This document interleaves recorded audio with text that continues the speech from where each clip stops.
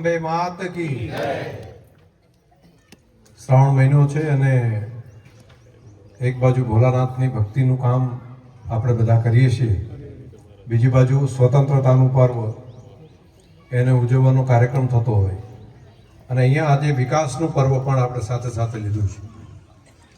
હમણાં જ જેમણે અહીંયા માહિતી આપી અને સંબોધન કર્યું એવા જિલ્લાના પ્રમુખ ડૉક્ટર નરેશભાઈ ઠાકોર, સાથે ઉમેદદાનભાઈ, કમલેશભાઈ, જીવરાજભા, ડૉક્ટર કરશનભાઈ, વેલજીભાઈ, જેતસિંહભાઈ, ધરમસિંહભાઈ, પુરાજી ઉપપ્રમુખ, અહીંયા પ્રમુખશ્રી ઓખાભાઈ, અખાબા, રૂપસીભાઈ, ત્યાંથી રૂપસીભાઈ આપણા પૂર્વ ડેલિગેટ, ખાનાભાઈ, બારોટજી, તમામે તમામ આગેવાનો અને અહીંયા પણ બધા ઊભા છે, બેઠા છે, બધા આગળ પાછળ બધા તમામ મહામંત્રીશ્રીઓ, પ્રવીણભાઈ અને બાકી આખી ટીમ, અધિકારીશ્રીઓ, પત્રકાર મિત્રો, માતાઓ, બહેનો અને વંદનીય વડીલો અને યુવાન મિત્રો. આજનો કાર્યક્રમ એક રૂડો કાર્યક્રમ છે અને બહુ હેતુક કાર્યક્રમ છે. એટલે વડગામડા ગામને વિકાસની ઘણી બધી ભેટો અહીંયા મળી છે, હજુ પણ મળવાની છે. આજે પડાદરથી કરીને પડાદર અને બે ગામની માગણી હતી. પડાદર અને વડગામડા અને આ બધાથી આજુબાજુ નીકળવાવાળા બધા લોકો કે અમારો એક આ રોડ થઈ જાય તો સારું, અમારું ટુકડું થઈ જાય. અને આજે બધાને આ કામ તાત્કાલિક પૂરું કરીને દિવાળી પછી એનું લોકાર્પણ પણ થઈ જાય એટલે 8 મહિનાનો સમયગાળો આપ્યો છે. એજન્સી કોણ છે? વિનય.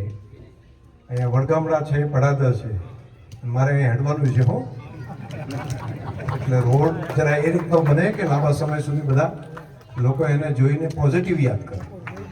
એ તો યાદ તો ઘણી વખત કરતા આવે છે પણ આપણને સારી રીતે યાદ કરે એ રીતનો રોડ બનાવવો એવી તમારી પાસે અપેક્ષા પણ રાખું છું અને મને ભરોસો છે કે તમે એ પ્રમાણનું કામ કરશો. બાકી પણ રોડ રસ્તામાં જે શું છે, કવિને ઢોળા લાવવા છે, બાકીના બધા જે કામો છે આપણા એ આપણા ટીડીઓ શ્રીએ ગણાયા, શિવરામભાઈ ગણાવતા હતા. તો અહીં ગામના કામ મને તાલુકામાં જાય એટલે બધા એમ કે આ રોડ બન્યા, રસ્તા બન્યા, હોસ્પિટલ થાય, જીઆઈડીસી થાય, બધા જુએ છે તાલુકાના આખા કામ.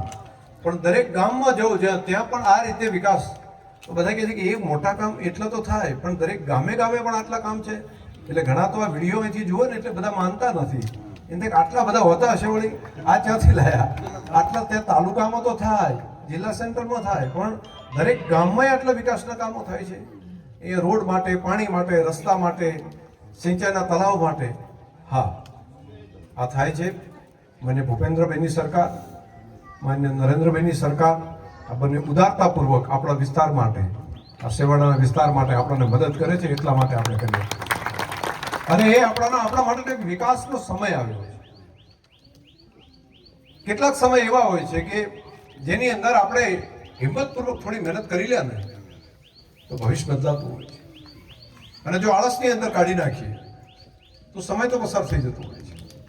સમય પસાર થાય નહીં અને આપણો વાવ થરાદ જિલ્લો એ સૌથી આગળ આવે, આપણો થરાદ વિસ્તાર એ સૌથી આગળ આવે અને એની આવતી પેઢી જે આપણા દીકરા દીકરી ભણે છે નિશાળની અંદર, નાના નાના બાળકો છે, નાના નાના ભૂલકા છે, એ બધાનું ભવિષ્ય ઉજળું થાય એના માટે આપણે કામ કરવું પડે. આપણે એવું ન વિચારાય કે માત્ર 2 વર્ષ માટે કે 5 વર્ષ માટે જ વિચારીએ. આપણે એવું વિચારવું પડે કે આપણને સમય મળ્યો છે તો 25-50 વર્ષ પછી પણ આપણે જ્યારે નહીં હોઈએ, આપણી આંખો કાયમી બંધ થઈ જશે, આપણે આ ધરતી ઉપર નહીં હોઈએ તે વખતે પણ આના ફળ આવનારી પેઢીઓને મળ્યા કરે એના માટેનું કામ આપણે કરવું પડે. એ કામ આપણે કરવું પડશે અને સમજણ સાથે કામ કરવું છે કે સમય આપણને જ્યારે મળે છે એ ટાઈમે આપણે કંઈક એવું કરતા જઈએ કે આવનારી પેઢીઓને પણ એનો ફાયદો થાય. આ થરાદ જિલ્લાનું નવું નિર્માણ એ પણ એ છે.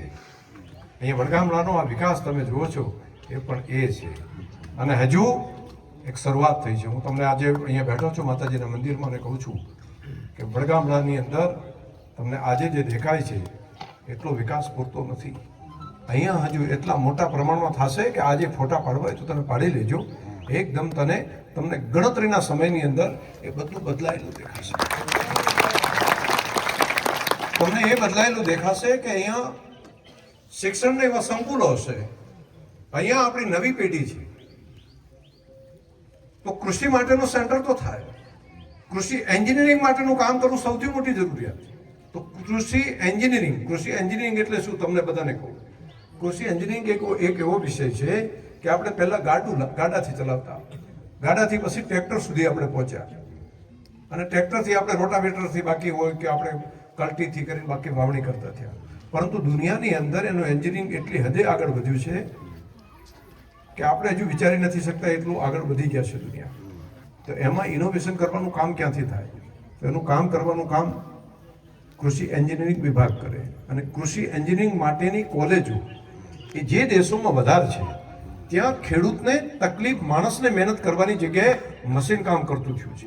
અને મશીન કામ કરતું થાય અને એના માટેનું ઇનોવેશન ધરતીમાં ખેડૂત પાસે જાય, એના એન્જિનિયરો જાય, એના પ્રોફેસરો જાય અને ત્યાં જઈને ખેડૂતને વાત કરે. એ જેને બતાવે કે હું આ કામ તો કરું છું પણ મારું આ ખડ નથી નીકળતું, આ ખડ મારે નીંદવું પડે છે. એન્જિનિયર એમાં કામ કરે, એમાંથી એનું મશીન ડેવલપ કરે. એને લાગે કે હું આ કામ કરું છું, દાડમ મારે જાતે વીણવા પડે છે, મારે એને દવા છોટવાની આ પદ્ધતિ છે, તમે મને આ કામ કરી આપો. અને એના ઉપર એન્જિનિયરિંગ કામ કરે અને એનું ઇનોવેશન કરે. આવી એક પદ્ધતિ લગભગ 500 કરોડના ખર્ચે આપણા થરાદના આંગણે હું કરી રહ્યો છું કે જે 1-2 વર્ષ માટે નહીં, આવનારા વર્ષો સુધી જેમણે આપણી પેઢીઓ જે બાકીની ખેતી કરતી હોય તો એને પણ એ દુઃખ દૂર થાય અને એની વ્યવસ્થા થાય. મેં હમણાં એક વાત કરી કે બળદ બધાએ કાઢી નાખ્યા, શું કામ? તો બધાને લાગ્યું કે બળદથી તો ખેતી શરૂ કરવી. એમાં પ્રશ્ન હતા કે બળદ નુકસાન નતો કરતો, બળદ તો ખાતરે આપતો હતો, એ ખાતો હતો ને એટલું તો ખાતર ખેતરમાં આપતો હતો. પરંતુ આપણને લાગ્યું 2-3 પ્રશ્નો એમાં આવી ગયા, ખેડૂતે કાઢી નાખ્યા. એમાંનો એક પ્રશ્ન એ આવ્યો કે ખેડૂતને વાવવા માટે ભેગું હેડવું પડે, એટલે એને સાથે સાથે વાવણીઓ કરે તો ચીડે હેડવું પડે, વિખેડા હોય તો એને પાછળ હેડવું પડે. તો હેડવા વાળો પ્રશ્ન થતો હતો. અને બીજું ઝડપી નહોતું થતું. બીજું બધા મશીનો હતા, એના જે વાવણીયા હતા, બાકીનું બધું હતું, ખૂબ અઘરું હતું. એટલે એને લોડ પણ વધારે પડતો. હળ લઈને બેઠા હોય તો હોળ હેડે પણ બળદ માંડ નીકળે એવી સ્થિતિ થતી. વાવણીયાની જે પરિસ્થિતિ હતી એ પણ એવી હેવી હતી કે એક માપનો 5 કે 6 દાંતાથી વધારે લાંબો વાવણીઓ નહોતો કરી શકાતો. પરંતુ એમાં ઇનોવેશન કરે તો કેવડું મોટું પરિણામ આવે. એટલે જેહાડા કરતા, જેહાડો શું કહેવાય? જેહાડું કહેવાય શું? તો અમુક જ્યારે ગાડું ના હોય તો એને જેહાડા ઉપર નાખીને લઈ જાય. તો આપણને એમાં એમ લાગતું કે 2 જેહાડા હોય, 2 પેલા છે ને અડતા જાય, ગહેડાતા જાય. પણ આપણને એ વિષય ના આવ્યો કે જેહાડાનું જે નીચેનું જે ફાડ્યું હોય ત્યાં બેરિંગ ગોઠવી દે. તો આપણે એને ગહેડી જાય એના કરતા બેરિંગ જ ચાલતી હોય તો આખો વજન એનો જતો રહે. દુનિયાએ આવા ઇનોવેશન કર્યા, આવા નાના ઇનોવેશન કર્યા. ટાયર બનાવવાની પદ્ધતિ આવી તો એમાં બેરિંગ કઈ રીતની કરવી એની વ્યવસ્થા કરી. માણસ વાવણીઓ લઈને હેડે તો એમાં એક સીટ ઊભી કરી શકાય કે બળદ હેડ્યો જતો હોય અને માણસે એના ઉપર ઊભો કામ કરી શકે, અથવા તો એની ખુરશી એવી લગાડી દે સીટ કે જેમ ટ્રેક્ટરમાં બેઠો હોય એમ હેડ્યો જાય અને બળદને લોડ પડે નહીં. આવા અનેક ઇનોવેશન. આ તો મેં ખાતરી હાર્વેસ્ટિંગની વાત કરી. આવા વાવેતરના કામ, આવા અનેક પ્રકારના ઇનોવેશનના વાઢવાનું કામ હોય, એના બાકીના ગ્રેડિંગ કરવાનું કામ હોય, એમાં પેકિંગ કરવાનું કામ હોય. આ બધા કામો એન્જિનિયરિંગની અંદર થશે. અને એવી એન્જિનિયરિંગની કોલેજ ગુજરાતમાં જે આજે મંજૂરી કરી એ આપણા થરાદના આંગણે. આ વાત હું તમને સમજાવી. અને એ આપણા આટલામાં થશે, આટલા નજીકમાં ઢોકળામાં થશે. બીજું એક, આવતીકાલ ગુજરાતની અંદર કોમનવેલ્થ આવે છે અને ભવિષ્યની અંદર ઓલિમ્પિક્સ આવવાની છે. અહીંયા હું જોઉં છું આપણા દીકરા દીકરીઓ, એમની શરીર જોઉં છું, એમનો બાંધો જોઉં છું. બીજી જગ્યા કરતા એની શરીર મજબૂત છે, એના બાંધા મજબૂત છે લોકોના. તો એ જો સ્પોર્ટની દુનિયામાં જાય તો કેવડી મોટી ક્રાંતિ થઈ શકે. પણ એ કોચની વ્યવસ્થા ક્યાંથી કરવી, એના મેદાનની વ્યવસ્થા ક્યાંથી કરવી, એને જરૂરી હોય એ પ્રમાણના સેન્ટર કઈ રીતે બનાવવા, અને કરોડોનો ખર્ચો કરે કોણ? તો કરોડપતિ લોકો હોય એના જ દીકરાઓ, અથવા તો જે શહેરની નજીક હોય એવા જ લોકો ત્યાં સ્પોર્ટની અંદર જાય છે અને દુનિયાની અંદર મેડલ એ લોકો મેળવે છે. જેની અંદર ચાઇના કેટલા મેળવે છે, જાપાન કેટલા મેળવે છે, અમેરિકા કેટલા મેળવે છે. આપણું ભારત આ વખતે સારા મેડલ મેળવ્યા છે, પરંતુ એમાં આપણો ભાગ્ય, આપણા ગુજરાતનું ભાગ્ય, અને ગુજરાતમાં કોણ મહેનત કરે, ગુજરાતમાં કોણ વધશે. મને સ્ટેન્ડ દેખાય છે આપણા વાવ થરાદ વિસ્તારની, આ બનાસકાંઠાની ધરતી ઉપર આ યુવાનોની. અને મને લાગે છે કે જો આની સુવિધા જો એના યુવાનોને આપણે આપીએ, એને ખોરાકની ચિંતા કરવી પડે, યોગ્ય ખોરાક આપવો પડે, સમયસર એનું હેલ્થ ચેકઅપ થવું પડે, અને એને યોગ્ય કોચ મળવા પડે, અને યોગ્ય મેદાનો મળવા પડે. આ બધું જો મળી જાય તો આપણા દીકરા અને દીકરીઓ પણ મેડલો મેળવી શકે, દુનિયાની અંદર નામ કરી શકે. અને એના માટે એક સ્પોર્ટ માટેનું સેન્ટર આપણા થરાદના આંગણે આપણે મંજૂર કરાવ્યું છે. બસ અહીં નજીકમાં જ ચાલુ થઈ જશે, અને વડગામડાની ભૂમિકા એમાં સૌથી મોટી આવશે. અને આ કામ થાય એટલે આખો જિલ્લો ધબકતો થાય એક્સપોર્ટની દુનિયામાં. અને નજીકના સમયમાં આપણને આ મળી રહ્યું છે કોમનવેલ્થ, અને કોમનવેલ્થ પૂરી થાય એટલે ઓલિમ્પિક્સની પણ શરૂઆત, ઓલિમ્પિક્સ પણ કદાચ હિન્દુસ્તાનની અંદર આવી શકે. અને એ ટાઈમે આવડી મોટી તક આવે છે, તો એ તક પહેલા તૈયારી તો કોઈએ કરવી પડે ને. તો તક પહેલા તૈયારી કરવાનું કામ બાકી જગ્યાએ કોઈ કરે કે ના કરે, પરંતુ આપણા થરાદના આગળ આપણે ચાલુ કર્યું છે કે આપણે આપણી નવી પેઢીને તૈયાર કરીએ, જેથી 10 વર્ષ પછી, 20 વર્ષ પછી, અને આ કામ 10-20 વર્ષ પછી નહીં, 100 સુધી ચાલવાનું છે. આ કામ કરવું છે. એટલે હું તમને આજે તમને બધાને અહીં બડા બેઠા છો એટલે તમને લાગે કે શંકરભાઈ તું શું વિચારે છે, તું શું કામ કરે છે. હું આવા લાંબા ગાળાનું કામ આ રીતનું વિચારું છું. જે આપણા સંતાનો નાના નાના દીકરા કે દીકરી સ્કૂલમાં ભણે છે, પ્રાથમિકમાં છે, હાઈસ્કૂલમાં છે, કોલેજમાં છે, એ બધા આગળ કઈ રીતે વધી શકે. પરમાત્માએ મને જે બુદ્ધિ શક્તિ આપી છે એનો ઉપયોગ આપણા વિસ્તાર માટે કરું છું, દરેકનું કલ્યાણ થાય એના માટે કરું છું, દરેકનું ભલું થાય એના માટે કરું છું. અને એનો મને સંતોષ થાય છે. અહીંયા ધ્વજવંદનના કાર્યક્રમો તો થતા, પરંતુ તમે જોતા હશો બદલાયેલા હશે. અહીંયા ઝંડો આપણો થરાદમાં લહેરાતો હોય કે આપણા રાહમાં લહેરાતો હોય, પરંતુ અલગ હશે. દેશભક્તિનો જન જન સુધી પહોંચાડવાની વ્યવસ્થા કરવી પડે. દેશભક્તિ માત્ર સ્કૂલો અને અધિકારીઓ પૂરતી ના રહેવી જોઈએ, એમાં પ્રજાનું પાર્ટિસિપેટ થવું પડે, પ્રજા એમાં જોડાવી જોઈએ, યુવાનો જોડાવા જોઈએ. અને નવી પેઢીને દેશ પ્રત્યેનો પ્રેમ, દેશ પ્રત્યેની લાગણી, એ તિરંગો માત્ર હાથમાં હોય એવું નહીં, એના દિલમાં પણ તિરંગો દેખાવો જોઈએ કે મારો રાષ્ટ્ર, મારો દેશ છે, હું મારા દેશ માટે જીવીશ. આ ભાવ નિર્માણ થવો પડે. આ કામ પણ આપણે ભેગા સાથે સાથે કરવું પડે. આ બધા કામોને હાથ ઉપર લીધા છે, ઘણા કામ કર્યા છે, હજુ ઘણા કરવાના બાકી છે. અહીંથી મનુ પર પણ બિલકુલ નજીક જ છે સીધું, ખાલી ગેપ છે થોડો રોડ પહોળો કરવાનો, અને એટલું થઈ જાય એટલે તમારે કલેક્ટર ઓફિસ એકદમ નજીક, આમ સીધી થઈ જાય. અને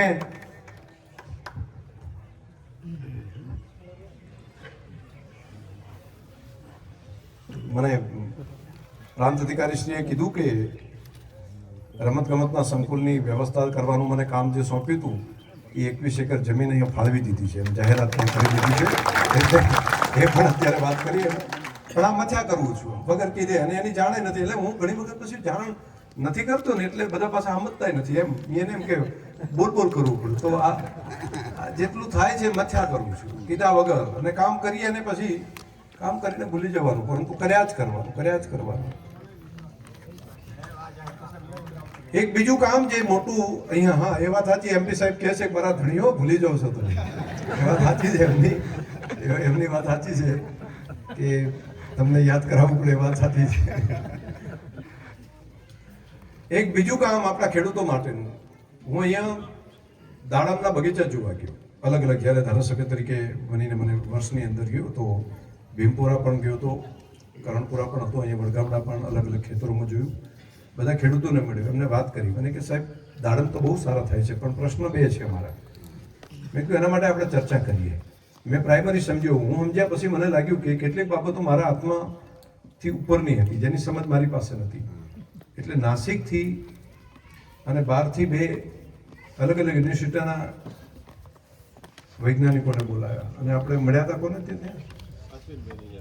અશ્વિનબેન ત્યાં, કદાચ ભીમપુરા, ત્યાં બધાને ભેગા કર્યા, અને ત્યાં જઈને જે દાડમનું કામ કરે એવા ખેડૂતોને મળ્યા. મેં કીધું આજે શાંતિથી ચર્ચા આપણે કર્યા, ખરેખર પ્રશ્ન શું છે. એમાંથી એક પ્રશ્ન આવ્યો કે સાહેબ સિઝન નક્કી નથી કરી શકાતી, વરસાદનું થોડું ચક્ર છે, આગા પાછું છે, એટલે ક્યારેક વરસાદ વહેલો આવે, મોડો આવે, ખબર નથી પડતી, અને એના કારણે ફૂલ બેસાડીએ અને એ ટાઈમે પ્રશ્ન થાય. બીજું, કેટલીક સિઝનમાં ભાવ વધારે હોય છે, કેટલીક સિઝનમાં ભાવ બિલકુલ ડાઉન થઈ જાય છે. બે. અને ત્રીજું સૌથી મોટું કામ એમણે કીધું, સમસ્યા અમારા દાડમની એ છે કે આમાં એ પ્રમાણેનું નેમાટોડ અને બીજું એક વાયરસ આવે છે કે જેથી એનો છોડ અને એનું ફ્રૂટ આ બંનેમાં નુકસાન થાય છે. એક તો આને કરવું શું પડે? તેમણે કીધું કે આ આખી જમીનને ચેન્જ કરવી પડે. જે જમીન છે એની અંદર નિમાટોડ આવી ગયો હોય તો પછી એ જમીનની જગ્યાએ બીજે વાવવી પડે. અને વાયરસ એવો છે કે આજુબાજુની જગ્યા સુધી પણ પહોંચી જાય છે. માનો કે હમણાં ખેતરમાં છે, બીજા ખેતરમાં પાણી ગયું તો પણ પ્રશ્ન થાય છે. મેં કીધું આના રસ્તા શું હોય? આ બધામાં બેઠા પછી કીધું કે આનો ઘણા જ ગયા ખરી આપણે કે આ સમસ્યા છે નહીં, સમસ્યાનો ઉકેલ કરવો પડે. અને જો આને પહેલા દાડમ ખૂબ કર્યા હતા પછી વચ્ચેથી નીકળી ગયા, તેનું કારણના મૂળમાં ગયો તો આ ત્રણ વસ્તુ દેખાણી. મેં આના વૈજ્ઞાનિકોને સોંપ્યું કામ. એમને કીધું તમે કામ આવું કરો તો શું થાય? એમણે તો કેટલાક આઈડિયા આપ્યા, કેટલીક મહેનત કરી, પણ મને લાગ્યું કે આનાથી સોલ્યુશન ન થાય. જો લાંબા ગાળા સુધી આ કામને આગળ વધારવું હોય તો આનું પરમેનન્ટ સેન્ટર અહીંયા બને, એનું સંશોધનનું સેન્ટર જે તે નાસિકમાં છે એવું જો ગુજરાતમાં બને અને ગુજરાતની અંદર એના વૈજ્ઞાનિકો થાય, અહીંયા એની પ્રયોગશાળા હોય, અહીંયા એના છોડ બનતા હોય, અહીંયા એની ટિશ્યુ કલ્ચર લેબ હોય, અહીંયા સારા જીનોમિક સાથેના છોડ જો તૈયાર થાય તો અહીંયા થઈ શકે. અને એટલા માટે કરીને રાજ્ય સરકારમાં વાત કરી અને મુખ્યમંત્રીશ્રીને કીધું કે અમારો વિસ્તાર દાડમ અને ખારેક આ બેની અંદર અદ્ભુત ક્રાંતિ કરી શકે એમ છે, તો તમે આમાં અમને મદદ કરો. અને આવું દેશનું જે સેન્ટરો બાકી હોય એવું સેન્ટર આના માટેનું અહીંયા બને અને એની મંજૂરી પણ આપણને આપી. આ 1-2 વર્ષ માટે નહીં થાય, આ વર્ષો સુધી આપણને, કેમ કે આપણને કેટલીક વસ્તુ ખબર છે, કેટલું વિજ્ઞાન જે લેબમાં છે એને લેન્ડ સુધી લાવવા માટે, એને જમીન ઉપર લાવવા માટે એ વૈજ્ઞાનિકોનો સહારો લેવો પડે એવું છે. પણ જો આપણને અહીંથી સર્ટિફિકેટ લેવા માટે જાઓ, અહીંથી સંશોધન માટે જાય, અહીંથી અભ્યાસ માટે જાય, એ વૈજ્ઞાનિક અહીંથી આવે, ત્યાંથી વિમાનમાં બેસીને અમદાવાદ આવે, અમદાવાદથી વળી અહીં પહોંચે, અઘરું પડે છે. અને પછી તો જે આવે એને આપણે ડોક્ટર કહી દઈએ કે અમે ડોક્ટર રાખ્યો છે. પછી દાડમમાં કોને રાખ્યા? અમે ડોક્ટર આવ્યા છે. પણ પછી તે થોડો અનુભવી હોય તમારા મારા જેવો, એ પછી અનુભવથી ડોક્ટર બની જાય અને એને ઉકેલ સુધી પહોંચે નહીં. તો ઉકેલ સુધી પહોંચાડવાની વ્યવસ્થા આપણે કરવી પડે. અને પછી જો એ પ્રમાણેનું વિજ્ઞાન જો ખેડૂતોને આપી દઈએ તો ખેડૂતો બધા જાતે ડોક્ટર છે, એ પોતે જાતે સમજી જશે. એક વખત અનુભવમાં આવી ગયું તો જાતે કરતા થઈ જશે. પરંતુ આ વિજ્ઞાનને લાવવું પડે. તો આપણે ત્યાં એક આવું સેન્ટર મંજૂર કરી દીધું છે અને એની જમીનની ફાઇલ પણ મેં અત્યારે મુકાઈ છે. નજીકના સમયની અંદર આ કામ પણ ચાલુ થશે. લાંબા ગાળા સુધી ખારેક અને દાડમ આ બે ધંધાની અંદર બહુ મોટું કામ આપણને ફાયદો થશે. તો આની પણ જાણકારી તમને બધાને મારે આપવી હતી, તો આજે બધાને આપી. આપણે ખેડૂત તરીકે પશુપાલનના ધંધાની અંદર આ બધામાં આપણે આગળ વધીએ અને આ કામને ખાલી મજૂરીનો વિષય ન રાખતા મેનેજમેન્ટનો વિષય આપણે બનાવીએ. આપણે એમપી સાહેબ, પરબતભાઈ સાહેબ આવ્યા છે તો એમનું પણ આપણે સ્વાગત કરીએ. એક બીજા ગામની અંદર ગયા હતા કાર્યક્રમમાં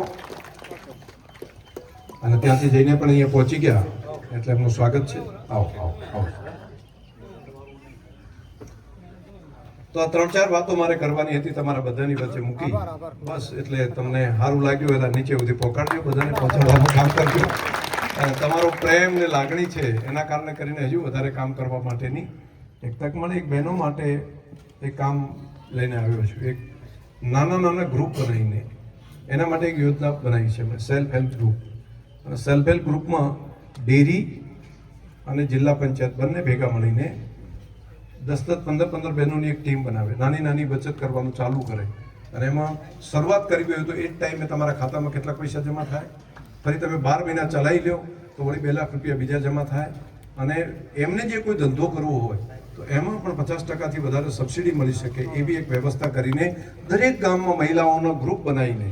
તો દૂધનો ધંધો તો તમે કરો છો ઘરે રહીને, પરંતુ અઠવાડિયે 15 દાડે એક દિવસ બેસવાનું, ભેગા થઈને બેસે અને પોતે એમાંથી એક ટીમ લીડર બનાવે. ટીમ લીડર બનાવીને નાની બચત કરે અને તમે 1-1.5 વર્ષ જો આને ચલાવો તો પછી બાકી મોટી સબસિડીઓ સાથે પણ આ કામ કરી શકાય. અને સરકારે, ભારત સરકારે પણ બહેનો જો કામ કરે તો એને ઇન્કમ ટેક્સમાંથી પણ ફ્રી રાખ્યા છે.